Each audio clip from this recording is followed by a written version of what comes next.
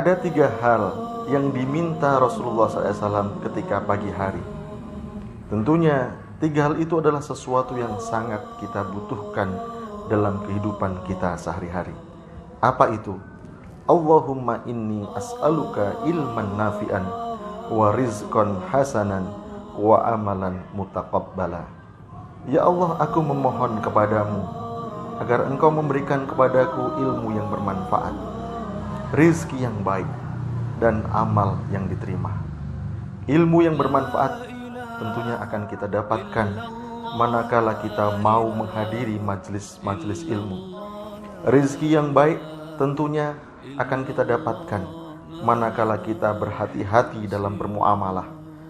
Dan amal yang diterima tentunya akan kita dapatkan manakala kita mau mengerjakan amal soleh yang disyariatkan oleh Allah dan Rasul.